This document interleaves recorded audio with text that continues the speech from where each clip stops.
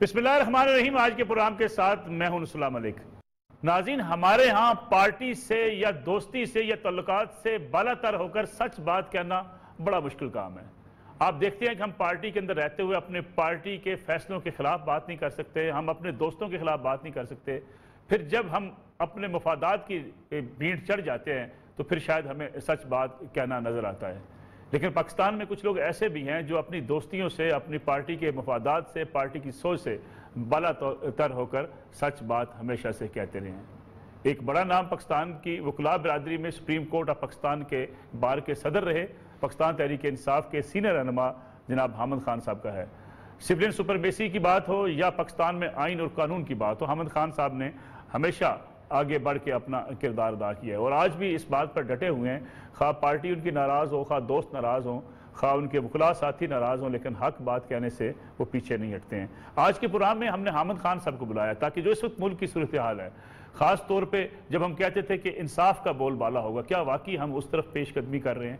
हम कहते हैं सिविलियन सुपरमेसी होनी चाहिए, क्या उस तरफ हम सफ़र का आगाज़ कर चुके हैं? हम कहते हैं इदारे मजबूत होने चाहिए, सुप्रीम कोर्ट को मजबूत होना चाहिए, मुल्क की अफवाज पाकिस्तान को मजबूत होना चाहिए, मुल्क की ब्यूरोक्रेसी को मजबूत होना चाहिए, लेकिन हम ये महज बातें करते हैं या इसकी तरफ हम कोई अमली कदम भी उठाने को तैयार हैं? ये भी आज के प्रोग्राम का मौजू है। फिर सबसे अहम केस जस्टिस काजी फ़ायज़ ईसा का केस, जिस पे फैसले के बाद भी बाज़ जगहों पर तनकीद की जाती है, उस पर भी बात करेंगे और साथ साथ जो इस वक्त पाकिस्तान तहरीक इंसाफ जिस मोड़ पर आन खड़ी हुई है उसका भी हल्का फुल्का सा जायजा लेंगे। हामिद खान साहब, बहुत शुक्रिया आप प्रोग्राम में तशरीफ़ लाए। ये फरमाइएगा कि अगर हम प्रोग्राम का आगाज़ करते हैं, जैसे फ़ायज़ ईसा साहब का केस, बड़ी उस पर तनकीद भी की गई, कुछ मस्बत भी की गई, फैसले के बाद भी तनकीद सामने देखने को आई। इमरान खान साहब तो हमेशा इंसाफ की बात करते थे और वो ऐसे जजेस का बड़ा एहतराम करते थे कि जो अपनी मर्जी से फैसले करते हैं। फ़ायज़ ईसा साहब के केस में क्या हो गया? देखिए, बज़ाहिर ये नज़र आता है कि इस वक्त उन पर बहुत दबाव है और दबाव था जब ये इन्होंने रेफरेंस भेजा था, तो इसलिए इस दबाव पर आकर उन्होंने ज़्यादा सोचा नहीं और जल्दबाजी में ये रेफरेंस दायर कर दिया। क्योंकि इससे कबल हुआ ये था, जिसकी वजह से ये सारे मामला शुरू हुए कि फरवरी 2019 में एक जजमेंट दी थी सुप्रीम कोर्ट ने, जिसका ताल्लुक जो था वो फैज़ाबाद धरने से था और उसमें चूंकि काजी फ़ाइज़ साहब ऑथर जज थे उस जजमेंट के, उसमें उन्होंने कहा था कि हमें समझ में नहीं आता कि ये सियासी रोल क्यों प्ले करते हैं, फ़ौज का काम नहीं है सियासत में मुलव्वस होना, और ना ही उनको जाके किसी को बिठाना चाहिए और ना ही किसी को उठाना चाहिए, ना किसी को पैसे देने चाहिए कि आओ चलो उठ जाओ, ना कोई एग्रीमेंट्स में दस्तखत करने चाहिए। ये सारी बातें इन्होंने कही थी और कहा था कि जो फौजियों की ओथ है उसमें ये कहा हुआ है वाज़ेह तौर पे आइन में कि वो सियासी किसी किस्म की भी एक्टिविटी नहीं करेंगे। खान साहब, कुछ ऐसी खबरें भी थी कि हुकूमत खुद इन्वॉल्व करती है, अफवाज पाकिस्तान से कहती है कि इनको उठा दें, फिर वो जो पैसे देने का मामला है उस पर भी जो सरकारी अफसर वहाँ मौके पर मौजूद थे उनसे जब पैसे मांगे गए उन्होंने अपनी पॉकेट से निकाल के पैसे दिए, कुछ ऐसी भी मालूमात थी।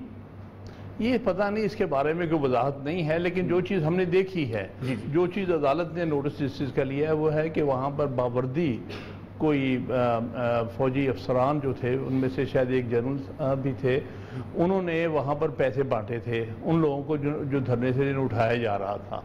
ये लोगों के परसेप्शन में जो चीज़ आई है इसको अदालत ने टेकअप कर लिया। हाँ, और नहीं, अदालत में बाकायदा लोगों की तरफ से शिकायत थी, लेकिन उन्होंने फिर सुओ मोटो उसका बनाया केस, कहा क्योंकि दोनों शहरों के दरमियान तकरीबन 3 हफ्ते हर तरह की आमदोरफ्त बंद हो गई थी। तो ये वजह बनी वहाँ से आगाज़ हुकूमत के साथ इख्तिलाफ। जी, फरवरी में ये जजमेंट आ रही है तो मार्च और अप्रैल में इतनी सख्त, जिसको हम अंग्रेजी में कहते हैं विच हंटिंग, शुरू हो गई कि इसका कोई निकालो, कुछ पता करो किस तरह से ये, बल्कि एक इन्होंने कहा भी गवर्नमेंट की तरफ से कि जी इसके ख़िलाफ़ जो है तादीबी कार्रवाई होनी चाहिए, जो ऐसी जजमेंट लिखता है हज़ारों के ख़िलाफ़ और ये वो, और बल्कि 2-3 हुकूमत की तरफ से भी और भी हज़ारों की तरफ से इसमें नज़रसानी की दरख्वास्तें भी दी गई थी, लेकिन वो आज तक सुनी नहीं गई। ठीक, नज़रसानी तो फिर वही लोग सुनते हैं ना जिन्होंने पहले फैसला किया होता, तो वो उस वक्त कोई, और जो कुछ रिकॉर्ड पर अब बाद में मुकदमे के दौरान सामने हमारे आया है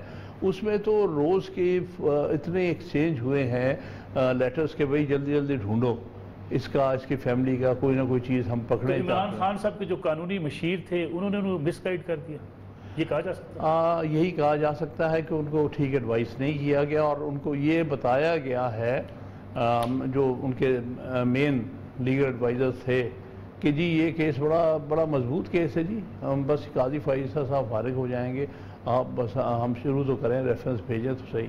تو یہ ساری بات ظاہر ہے کہ عمران خان صاحب کوئی قانون دان تو نہیں ہے کہ وہ اپنے طور پہ اس پر فیصلہ کرتے، انہیں کسی نے ایڈوائس کیا ہے تو پھر ہوا نا. جب آپ وکیل بنے قاضی صاحب کے، اس وقت خان صاحب نے آپ سے رابطہ نہیں کیا کہ آپ تو پارٹی کے ساتھ ہیں، آپ ہمارے ایک مخالف جس کو ہم ریفرنس میں لا رہے ہیں اس کے خلاف جا رہے ہیں؟ دیکھیے ایک تو بات یہ تھی کہ مجھے رابطہ انہوں نے اس وقت کیا جب ریفرنس فائل ہو چکا تھا. اچھا. اور میں اس وقت ملک سے باہر تھا، میں اپنے بیٹے کے پاس ٹھہرا ہوا تھا، وہاں انگلینڈ میں گیا ہوا تھا. 2019 کی مئی کی بات ہے، مئی اور جون. تو مجھے جب کانٹیکٹ کیا گیا تو میں نے بتایا کہ مجھ سے باہر ہوں، لیکن آپ مشورہ اب لینے کی کوشش کر رہے ہیں، حالانکہ مشورہ آپ کو لینا چاہیے تھا اس کو فائل کرنے سے پہلے، تاکہ میں آپ کو بتا سکتا کہ اس پر وکلا کا رد عمل کیا ہوگا، عدلیہ اس کو کس طرح سے لے گی. میں اس وقت آپ کو صحیح معنی میں بالکل بتاتا کہ آپ ایسے ریفرنس میں نہ جائیں، اس سے حکومت جو ہے وہ امبیرس ہوگی. تو اب بھی میری آپ کو ایڈوائس یہ ہے کہ اگر آپ نے میری ایڈوائس لی ہے کہ آپ جو پہلی تاریخ غالباً 14 جون تھی اس سے قبل اس کو وڈرا کر لیں، تاکہ ہم خام خواہ کا ایک عدلیہ کے ساتھ محاذ نہ کھولیں. ظاہر ہے نہیں مانے. تو یہ آپ کا آخری رابطہ تھا، اس کے بعد انہوں نے رابطہ کیا آپ سے؟ نہیں، جب میں نے فائنلی ان کو کہہ دیا کہ میرا یہ خیال ہے کہ آپ اس کو وڈرا کر لیں، تو میرے خیال میں اس کے بعد پھر رابطہ ہمارا ہوا نہیں ان سے اس بارے میں. تو بعد میں چونکہ میں نے جب یہ وکلا کے اجتماع ہوا تو اس میں مجھے سپریم کورٹ بار ایسوسی ایشن نے کہا کہ آپ نے یہ کیس ہماری طرف سے لڑنا ہے. اسی طرح سے مجھے بلوچستان کی 3-4 بار ایسوسی ایشن بار کونسل نے کہا، پنجاب کی بار کونسل نے کہا. تو میں نے کہا ٹھیک ہے، کیونکہ یہ عدلیہ کی آزادی کا معاملہ ہے، اس میں کوئی حکومت والی بات نہیں ہے، کیونکہ یہ ایک بنیادی آئینی اصول کی بات ہے، یہ آئین پر عملداری کی بات ہے. تو خان صاحب ناراض نہ ہو گئے یہ الیکشن، یہ جو فیصلہ آنے کے بعد؟ میرے ساتھ اس کے بعد کوئی رابطہ نہیں ہے، ہو سکتا ہے ناراض ہوئے ہوں. انہوں نے رابطہ کرنے کی کوشش بھی نہیں کی؟ جی نہیں. اور آپ نے بھی کوئی رابطہ نہیں کیا؟ نہیں. یعنی خان صاحب کو اپنے ایک درینہ ساتھی، پارٹی کی بنیاد رکھنے والے حامد خان صاحب پر اعتبار نہیں رہا، اور دوسرے قانونی مشیر ان کو لیٹ ہو گئے؟ نہیں، مسئلہ یہ ہے کہ جس طرح سے اقتدار حاصل کیا ہے، جن ذرائع سے اقتدار حاصل کیا ہے، ان کی بہت ساری مجبوریاں ہوتی ہیں جو ہم پچھلے 70 سال سے دیکھتے ہیں. میں تو ویسے بھی پاکستان کی آئینی اور سیاسی تاریخ کا مصنف ہوں، اور میں نے تو یہی دیکھا ہے، کبھی فوج براہ راست اقتدار میں آتی ہے، کبھی کسی کو اپنے سامنے کر کے پیچھے سے فوج اپنا طریقہ ایک ہائیبرڈ حکومت بنا لیتی ہے. تو مجھے دکھ اس بات کا ہے، کیونکہ اس پارٹی کا تو میں بنیادی رکن ہوں، اور اس کے علاوہ اس پارٹی کی آئین کا میں مصنف ہوں. آئین میں نے لکھا ہے، بلکہ اس کو 2 دفعہ ریوائز بھی کیا ہے. اس کے علاوہ اس کا پہلا منشور بھی لکھا ہے، جس کا مقصد یہ تھا کہ ہم آئین کی اس ملک میں بالادستی لائیں گے اور رول آف لا لے کے آئیں گے. ہم کوئی بھی غیر آئینی اداروں کو آئینی اداروں پر مسلط نہیں ہونے دیں گے. یہ ساری باتیں میری لکھی ہوئی. تو عمران خان صاحب کو اقتدار کی چمک نے تبدیل کر دیا، یہ کہا جا سکتا ہے؟ 2011 تک تو معاملات ٹھیک تھے، بلکہ آپ کو یاد ہو کہ جو بیسک پوائنٹ جو تھا، 15 سال کی ہماری اکٹھی سٹرگل ہے. وہ چیئرمین تھے، میں سینئر نائب صدر تھا پارٹی کا 10 سال سے. تو اس لیے ان کے بعد سب سے زیادہ عملداری میری تھی پارٹی کے اندر، پالیسی وغیرہ ساری چیز بنانے کی. اس وقت تک تو کوئی اس قسم کے لوگ جو بعد میں طرح طرح کے لوٹے شام کوئی نہیں ہوئے تھے، بہت کم ہی ہوں گے. لہذا جب وہ ہمارا 30 اکتوبر کا جلسہ ہوا تھا 2011 میں، تو اس میں عمران خان صاحب کے ایک طرف میں بیٹھا تھا، دوسری طرف مرحوم حسن رشید بیٹھے تھے، اور وہی ہمارے پرانے کارکنان، ہم سارے وہی ہم اکٹھے. تو پارٹی تو ہم نے اس دور میں بڑھائی ہے، ٹھیک ہے، وہ تو جب 2011 میں اسٹیبلش ہو گیا کہ یہ تیسری فورس سیاسی فورس بن سکتی ہے، اس وقت پہ ایک دم ہم پر حملہ ہوا ہے اسٹیبلشمنٹ کا، اور پھر اس کے بعد ہر طرح کے لوگوں نے شامل ہونا شروع کر دیا جن لوگوں کے خلاف ہم نے پارٹی بنائی تھی، بالخصوص مشرف کے زمانے میں جن لوگوں نے ہماری سخت مخالفت کی تھی، انہی لوگوں نے یلغار کر دی ہے پارٹی کی۔ تو 2011 سے پہلے کے عمران خان صاحب کو اور ان کے 2011 کے بعد کے عمران خان کو مختلف طریقے سے دیکھا جائے گا؟ تاریخ یہی بتائے گی کہ ان پر پھر اس کے بعد جو انفلوئنس آیا ہے وہ اسی طرح سے آیا ہے کہ وہ لوگ شامل ہوئے ہیں جو کہ نہ جمہوری لوگ تھے، نہ ان کا آئین کے ساتھ کبھی تعلق رہا ہے، وہ تو بلکہ فوجی عدالتوں فوجی حکمرانوں کے اعلی کار رہتے رہے ہیں، چاہے وہ مشرف کے زمانے میں تھے چاہے ضیاء الحق کے زمانے میں۔ اب انہوں نے گھیراؤ کر لیا مکمل طور پر ان کا، اور ان کو ایک رستہ دکھایا کہ جو رستہ آپ کو آپ کے پرانے درینہ ساتھی کہہ رہے ہیں کہ لمبی سٹرگل کے بعد ہم صحیح معنی میں یہ شارٹ کٹ طاقتور سیاسی پارٹی بن کر اقتدار میں آئیں، وہ رستہ آپ کا بڑا لمبا ہے، اس طرح پہنچتے نہیں ہیں۔ شارٹ کٹ یہی ہے، ہاں شارٹ کٹ یہ ہے، خان صاحب نے پھر شارٹ کٹ بنا لیا۔ بالکل، اور جو لوگ آئے تھے ان میں سے جو بعد میں بڑے انفلوئنشل ہو گئے جیسے جہانگیر ترین ٹائپ لوگ، انہوں نے یہ کہا کہ بھائی آئیڈیلسٹ کے پیچھے مت لگے۔ حامد خان یا جسٹس وجی جو ہیں ان کے ذریعے اقتدار اس ملک میں نہیں ملتا، اقتدار کے رستے اور ہیں، وہ ہم آپ کو دکھائیں گے۔ چلیے ایک چھوٹی سی کمرشل بریک لینے، بریک سے واپس آئیں گے تو اقتدار کے رستے طے کرنے کے بعد کیا عمران خان صاحب پبلک کا اعتماد، اپنے کارکنوں کا اعتماد بھی اب تک کھو چکے ہیں یا یہ بھی سفر ابھی جاری ہے؟ اس پہ بات کرتے ہیں آپ شارٹ بریک۔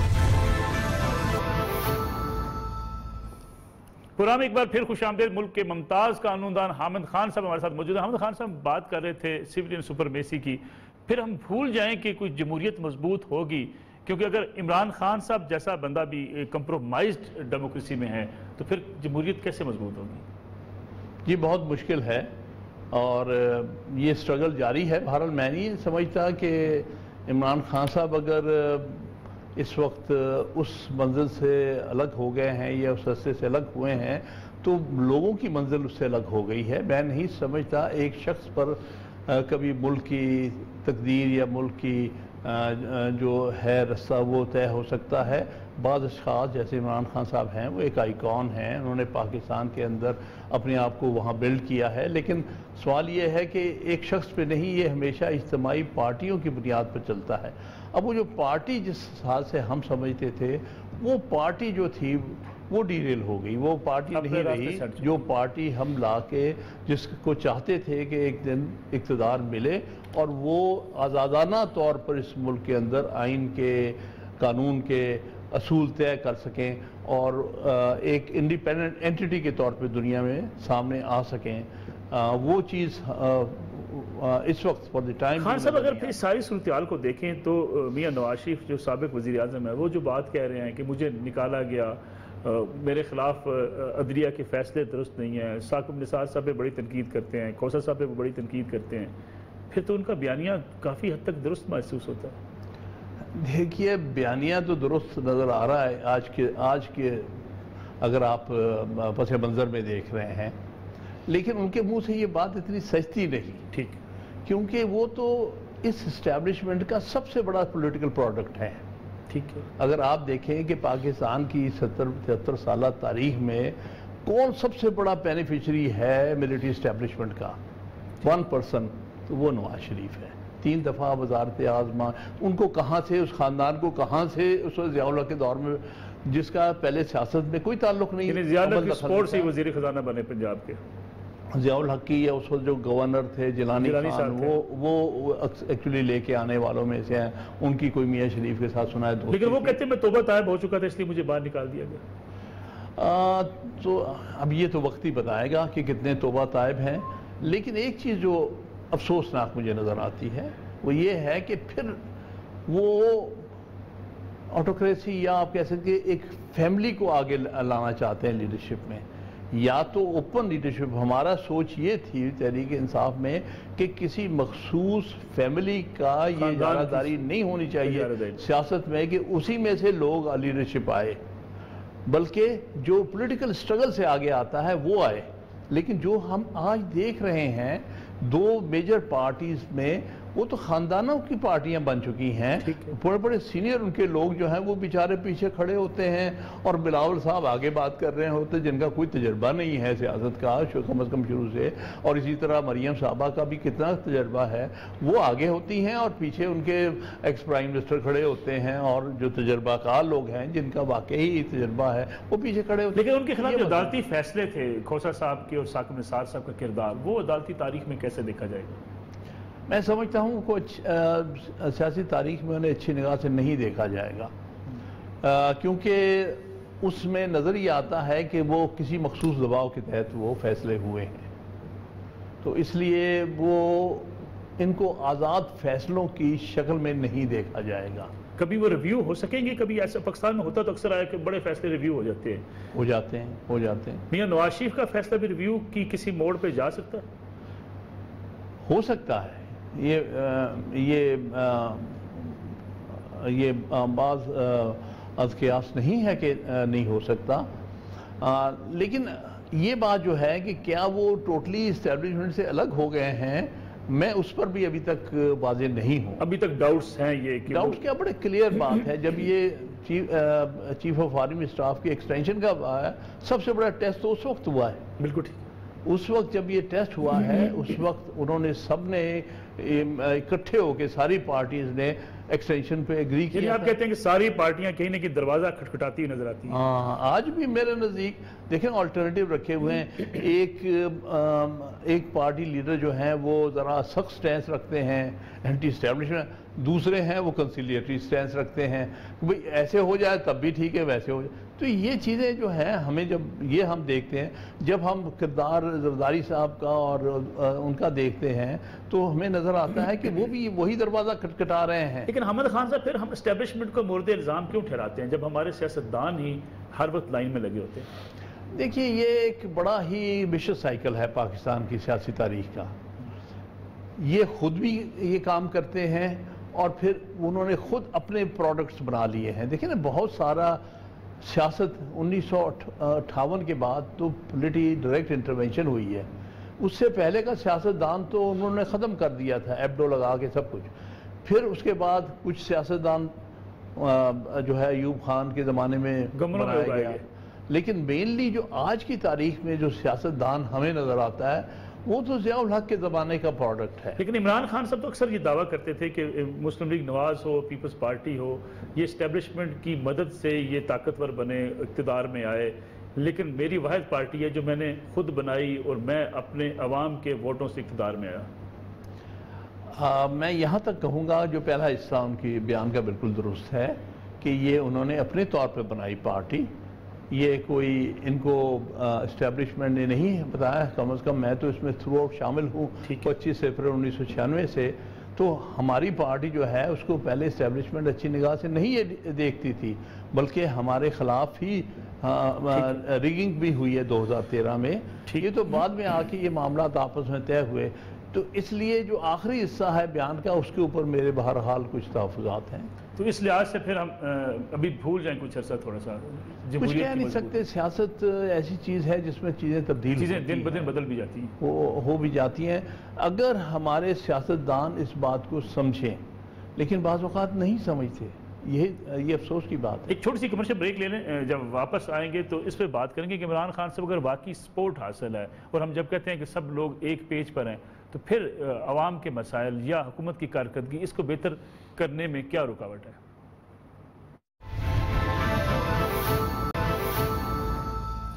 پروگرام ایک بار پھر خوش آمدید. حامد خان صاحب ہم جب بات کر رہے ہیں کہ عمران خان صاحب کو سپورٹ حاصل ہے, ایک پیج پر بھی بات کی جاتی ہے, اچھی بات ہے کہ اسٹیبلشمنٹ اور حکومت اکٹھے ہوں, اسٹیبلشمنٹ حکومت کو سپورٹ کر رہی ہو, پھر عمران خان صاحب کی کارکردگی کو آپ کیسا دیکھتے ہیں؟ اس کے باوجود کارکردگی تو بہت اعتراض ہے اس کے اوپر لوگوں.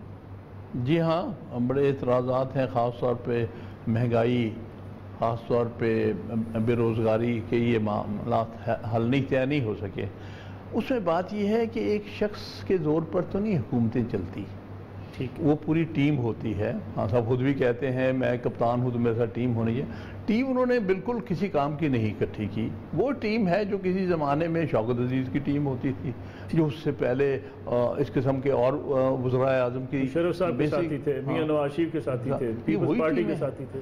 بلکہ زیادہ تر یہ وہ ٹیمیں ہیں جو کہ ضیاء الحق کے ساتھ کبھی تھیں یا بعد میں مشرف کے ساتھ ہیں. لیٹسٹ یہ زیادہ تر مشرف کی ہی باقیات کو انہوں نے اکٹھا کر لیا. اگر وہ کچھ ڈیلیور کر سکتے تھے تو مشرف کے زمانے میں ڈیلیور کر دیتے, تب ڈیلیور نہیں کر سکے جبکہ امریکہ سارا ساتھ تھا, اس کے وسائل ساتھ تھے. تو آج انہوں نے کیا ڈیلیور کرنا ہے؟ ان کی تب بھی کرپشن کی داستانیں تھی, اب کیا وہ دودھ سے نہا گئے ہیں. تو ہمارا پہلے دن سے جب ہم پارٹی بنائی تو ہمارے اس بات پہ سب کا اتفاق تھا کہ ہم ان لوگوں کو نہیں لے کے آئیں گے پارٹی میں. ہم نئے لوگوں کو, صاف ستھرے لوگوں کو, جو ایماندار لوگوں کو, جن کی اچھی شہرت ہے, ان لوگوں کو لے کے آئیں گے. اور اس ملک میں ان کی کمی نہیں ہے, لیکن ہم نے ان کو کبھی موقع نہیں دیا. لیکن بدقسمتی سے جب یہ سلسلہ 2011 کے بعد چلا ہے تو وہ سارے کے سارے لوگ جو تھے جو ایک زمانے میں ریجیکٹ ہو چکے تھے وہ مشرف کے ساتھیوں کے طور پہ, جب 2007-8 میں وہ ان کا ڈاؤن فال آیا, وہ ایک دفعہ پھر اسٹیبلشمنٹ کے زور پہ ہمیں پارٹی کے اندر. لیکن ان حالات میں پھر پاکستان تحریک انصاف کا مستقبل کیا ہے؟ دیکھیے, اس وقت کہنا قبل از وقت ہوگا.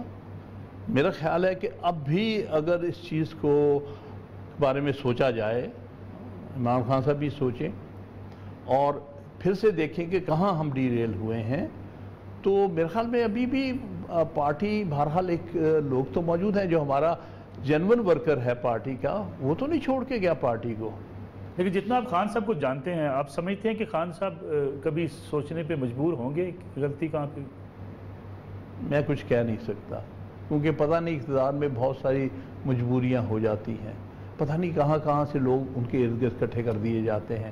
بہت سارے لوگ جو میں دیکھ رہا ہوں ان کا ایک یا تو وہ تھے کہ مشرف کے باقیات میں سے تھے, یا وہ لوگ ہیں جو کہ پتہ نہیں کس نے بھیج دیے, کہاں سے بھیجا. مطلب قانونی مشیر دیکھ لیں, ایکسیپٹ فروغ نسیم اپنے طور پہ اس کا میرٹ ہے, باقی جو صاحبان ہیں ان کا نہ وکیل کے طور پہ شناخت تھی, نہ کبھی کسی پارٹی کے اندر کوئی شناخت تھی. مثلا اس وقت وہ ایک اکبر صاحب ہیں, وہ شہزاد اکبر صاحب, وہ بہت بڑے قانون دان بنے ہوئے ہیں.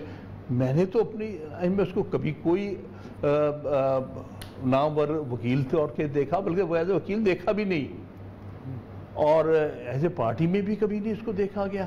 اب یہ مطلب کہاں سے اب سارے احتساب کا نظام ان کے حوالے ہے, اس کے حوالے کر دیا ہے, جس کا بیسک گراؤنڈنگ ہی نہیں ہے پاکستان کے قانون میں اور انڈرسٹینڈنگ میں, پتہ نہیں کہاں. لیکن فروغ نسیم صاحب کی کارکردگی تو کوئی اچھی نہیں رہی, جتنے ریفرنس جتنے کیسز میں وہ گئے ہاری ہے حکومت.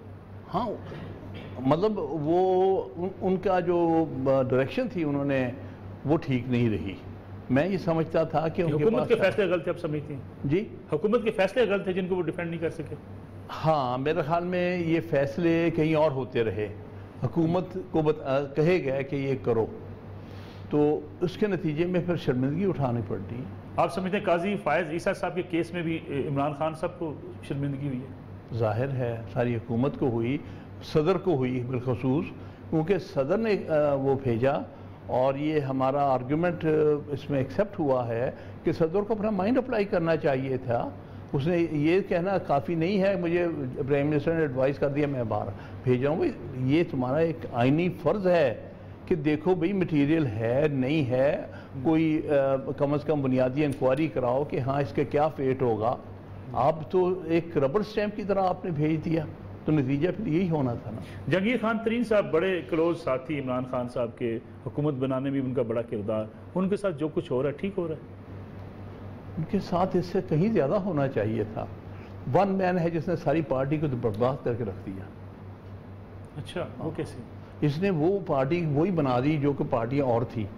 یہ دنیا بھر سے اٹھا کے لوٹے اکٹھے کر کے لے آتے تھے صاحب. انہوں نے بنیادی تھیوری یہ بتائی 2013 کے بعد اور 2013 سے پہلے کہ یہ جو پرانے کارکن ہیں, یہ جو نظریاتی سوچ رکھنے والے ہیں, یہ لوگ کبھی پاکستان میں اقتدار نہیں آپ کو پہنچا سکیں گے. آپ ان کو چھوڑیں, آپ کو ہم وہ لوگ ملائیں گے جو اس ملک میں اقتدار کا تھڑی بنتے ہیں. یہی ہے جو پکڑ پکڑ کے لاتے رہے پرانی پورا پارٹی کا نظریہ جہانگیر خان ترین صاحب اکیلے نے چینج کروا دیا، بدل کے رکھ دیا. کہاں پارٹی ایک سوچ کی پارٹی تھی، ایک نظریے کی پارٹی تھی، کہاں وہ پھر عمران اقتدار صاحب کی کو اتنا پارٹی. غصہ کیوں ہے جہانگیر خان ترین صاحب پہ؟ مجھے نہیں پتا کہ اب ان کے کیا ریلیشنز ہیں. جو پہلے جب تک میں جانتا تھا، ہم اکٹھے سینٹرل کمیٹی میں بھی تھے، تو اس وقت تک تو جو وہ بات چاہتے تھے وہ بنوا لیتے تھے عمران خان صاحب کے ساتھ. اس پر میری ان کی بے شمار بحثیں ہوئی ہیں، لیکن میں نے یہ دیکھا کہ الٹیمیٹلی کیونکہ وہ ذاتی طور پہ ان کے قریب تھے اور وہ ہر وقت ان کے گھر میں موجود رہتے تھے، تو جب کوئی آدمی کان کے اتنا قریب ہو تو پھر اس کی بات تو مانی جاتی ہے. غلطی کیا ہے، کون سی بڑی غلطی ہو سکتی ہے جہانگیر خان ترین کی کہ بالکل آج تو حکومت ان کو جیل بھیجنے کے چکر میں؟ دیکھیے، آخر کار جب آپ کوئی لمبی چوڑی زیادتی کرتے ہیں جو انہوں نے کی اقتدار کا فائدہ اٹھاتے ہوئے، کیونکہ ڈسکوالیفائی ہونے کے باوجود بھی وہ پرائم منسٹر ہاؤس میں سنا ہے بڑے ہی جو انفلوئنشل تھے، اور اپنی مرضی سے ان کو لوگ کہتے ہیں ڈپٹی پرائم منسٹر ہے جی، چاہے یہ ایم این اے کا الیکشن نہیں لڑ سکتا لیکن ڈپٹی پرائم منسٹر ہے. تو اس کے باوجود وہ اپنے فیصلے جو تھے وہ نافذ کرواتے تھے. تو اس لیے جب آپ اتنے ہو جاتے ہیں، اقتدار کے نشے میں آ جاتے ہیں، تو آپ نے اربوں روپے کا گھپلا کر دیا ہے شوگر میں، تو یہ آپ کے سامنے آ گیا ہے. تو اب ان کی جو طاقت انہوں نے اپنی پارٹی کے اراکین اسمبلی ساتھ شو کر دی ہیں، عمران خان صاحب دباؤ میں نہیں آ گئے اس کی وجہ سے؟ یہاں وہ پوری طرح بلیک میل کر رہے ہیں، اور میرے خیال میں عمران خان صاحب اس میں مجھے دباؤ میں نظر آ رہے ہیں، کیونکہ اس انویسٹیگیٹنگ آفیسر جو تھا یا جو جے آئی ٹی کا ہیڈ تھا، جو ان کے کیس کی پوری طرح سے تفتیش کر رہا تھا، اس کو تبدیل کر دیا. کوئی جواز نہیں تھا اس کو بدلنے کا. لیکن احتسابی جو عمل ہے سارا، اس پہ بھی بڑے شکوک و شبہات ہیں. اپوزیشن کہتی ہے صرف ون سائیڈڈ احتساب ہے. آپ سمجھتے ہیں کہ اس وقت ہم جو احتساب کا عمل ہے وہ درست ہے؟ دیکھیے، ابھی تک تو یہی لگ رہا ہے کہ ون سائیڈڈ ہے، کیونکہ بہت سے لوگ جو ہماری پارٹی میں ہیں اور بعض ان میں سے وزارتیں بھی رکھتے ہیں، ان کا اپنے احتساب ہونا چاہیے. ان کو کیوں نہیں ابھی تک کسی نے کچھ کہا؟ ان کے خلاف الزامات ہیں. پہلی دفعہ یہ 2 لوگوں پر کچھ آیا ہے جو لیکن تھے سب سے زیادہ انفلوئنشل، علیم خان یا جہانگیر ترین. علیم خان کے خلاف سیریس ایلیگیشنز ہیں، اس وقت بھی موجود ہیں، لیکن وہ وزارت کر رہا ہے. اسی طرح سے جہانگیر ترین پر یہ تو اب منظر عام پہ آیا، ورنہ تو بہت ساری باتیں چھپی ہوئی تھیں ان کے بارے میں. ہم جانتے تھے، پارٹی کے اندر لوگ جانتے پارٹی کے اندر بھی سلیکٹیو احتساب، اس کی وجہ کیا ہو سکتی ہے؟ پسند نہ پسند؟ کیا چیز؟ پارٹی کے اندر سلیکٹیو احتساب. میرے خیال میں اس میں بہت سارا باہر سے دباؤ کی بھی وجہ ہے، کیونکہ اگر فیصلے کہیں باہر ہوتے ہیں کہ یہ فلاں لوگوں کو احتساب کے عمل میں ڈالنا ہے، فلاں کو فی الحال نہیں ڈالنا، یا اگر یہ تعاون کرتے ہیں تو ان کو اسپیئر کر دیے جائے، تو پھر بعض اوقات حکومتیں بھی بے بس ہوتی ہیں. بعض لوگ کہتے ہیں کہ قاضی فائز عیسیٰ صاحب سے جواب طلبی ہونی چاہیے تھی، اسلامی شریعت کے مطابق جواب طلبی نہ کروانا یہ زیادتی ہے. یہ بات یہ ہے ہی نہیں کہ جواب طلبی نہ ہونی چاہیے. وہ تو اس کیس کے دوران انہوں نے اپنے سارے وسائل بیان کر دیے ہیں. اس وقت سوشل میڈیا میں ان کے خلاف بہت طوفان اٹھایا ہوا، بڑا ان کے خلاف چل رہا ہے کہ ان کے پاس لیکن ایک فیکٹ نہیں تھی، سامنے آیا. یہ ساری چیز رپورٹ بھی ہوئی ہے، یہ سب کو پتا ہے کہ ان کی بیگم نے قانونی ذرائع سے 7,35,000 پاؤنڈ باہر بھیجے ہیں سالوں کے اندر، اور 7,51,000 پاؤنڈ کے وہ فلیٹ خریدے گئے. تو ججز نے بھی مانا ہے کہ اس میں تو کوئی کسی قسم کا بے ایمانی کا ایلیمنٹ ہے ہی نہیں. تو اس لیے جتنے ان کے اپنے اکاؤنٹ سے، بیگم کے اکاؤنٹ سے، اور وہ خود کماتی تھیں اور خود بہت بڑی لینڈ اونر تھیں، تو سارا کچھ تو انہوں نے ایکسپلین کر دیا. عمران خان صاحب کے ساتھ آپ کے تعلقات دوبارہ بحال ہو سکتے ہیں؟ دوستی ویسی ہو سکتی ہے؟ دیکھیے، میں کوئی دوستی کا نہ پہلے خواہاں تھا نہ خواہاں ہوں. میں تو پولیٹیکل ساتھی تھا. ٹھیک ہے. بلکہ میری ان کو ہمیشہ ایڈوائس ہوتی تھی کہ ہم سب کو جو آپ کے پولیٹیکل ساتھی ہیں ان کو آپ جو پارٹی سیکریٹری تک ہی محدود کر دیں. ہم میں سے کسی کو، بلکہ ان کے گھر بیٹھے میں نے اور وزیر صاحب نے کہا تھا کہ آپ ہمیں گھر میں نہ بلایا کریں. یہاں یہ رائٹ صرف آپ کے رشتہ داروں کا ہے گھر میں آنے کا، یا آپ کے ذاتی دوستوں کا، سیاسی دوستوں کا نہیں. ہمیں آپ سیاسی ساتھی کنسیڈر کریں. تو میں نے کبھی بھی ان کے ساتھ دوستی نہیں بنانے کی کوشش کی. میں نے ہمیشہ ایک پولیٹیکل ایک کلیگ کے طور پر ان کے ساتھ، تو جو اسٹرکٹلی سیاست میں ریلیشن شپ ہونی چاہیے وہی تھی، وہی کسی وقت بھی بحال بھی اگر خان صاحب کبھی دوبارہ رجوع کر لیں، حامد خان صاحب آئیں، ہم راستے سے ہٹ گئے تھے، پارٹی کو واپس ٹھیک کرتے ہیں، پتہ نہیں ہے، اللہ جانے کیا ہوتا ہے، لیکن دیکھیے اس کی امید کم لگتی ہے میرے خیال میں دیکھیے معاملات اتنے دور چلے گئے ہیں کہ یہ بہت مشکل ہے، کیونکہ دیکھیے میری تو ساری لائف کی اسٹرگل ہی سویلین سپریمیسی کے لیے رہی ہے، چاہے وہ ضیاء الحق کا وقت تھا، ایم آر ڈی موومنٹ کا میں حصہ تھا، چاہے یہ مشرف کا وقت تھا، ایون ایوب خان کے وقت میں جب میں ایز اے اسٹوڈنٹ لیڈر میں سیکٹری ہوتا تھا پنجاب سے اسٹوڈنٹ یونین کا، تو تب میں مارے کھائی ہیں ان کے خلاف۔ تو اب پاکستان تحریک انصاف کے اندر کوئی حامد خان صاحب کا گروپ تو نہیں بننے والا؟ دیکھیے ہم کوئی پاکستان تحریک انصاف کو تقسیم کرنا نہیں چاہتے، ہم چاہتے ہیں کہ یہ ایک باڈی جو ہے یہ کل کو پھر اب ایک اچھی پارٹی بن کے ابھرے، ٹھیک ہے، جس مقاصد کے لیے جن مقاصد کے لیے ہم نے پارٹی بنائی تھی، جن کے جو بنیادی مقاصد لکھنے میں میرا اور میرے ساتھ پرانے ساتھیوں کا ہاتھ ہے، تو وہ پارٹی کے حکومت میں تو آگے اس سے زیادہ کیا ابھرنا ہے آپ؟ دیکھیے بات یہ ہے کہ حکومت میں آنے سے تو ہم نے کچھ قوم کو نہیں دے سکے ابھی تک، ٹھیک ہے، افسوس کی بات تو یہ ہے نا، حکومتیں تو بنتی رہتی ہیں، حکومتیں تو شوکت عزیز کی بھی بنی تھی، کسی کو یاد ہے کہ وہ کیا حکومت تھی؟ تو ہم تو چاہتے ہیں حکومت وہ ہوتی ہے جو مؤثر ہو، جس سے لوگوں کی زندگی میں فرق ہے۔ عمران خان صاحب ایک کامیاب حکمران یا ایک ناکام حکمران؟ میں اس پر کوئی فائنل بات نہیں کہنا چاہوں گا، ابھی ارلی ہے، میں سمجھتا ہوں ان کو پورے 5 سال ملنے چاہیے، ٹھیک ہے، اور اس کے بعد یہ ججمنٹ جو ہے وہ دی جا سکے گی۔ بہت شکریہ حامد خان صاحب، انشاءاللہ آپ سے پھر بھی ملاقات ہوتی گی۔ بڑی تفصیل سے حامد خان صاحب نے بتایا کہ اصل بات کیا ہے، پارٹی کی بنیاد بھی یہ تھی آئین اور قانون کی حکمرانی، اور حامد خان صاحب سمجھتے ہیں اب بھی جو پارٹی کا پولیٹیکل ورکر ہے وہ یہی چاہتا ہے کہ ملک میں آئین اور قانون کی حکمرانی، اور اس کی جدوجہد وہ پارٹی کے اندر رہتے ہوئے جاری رکھیں گے۔ اجازت دیجیے، اللہ حافظ۔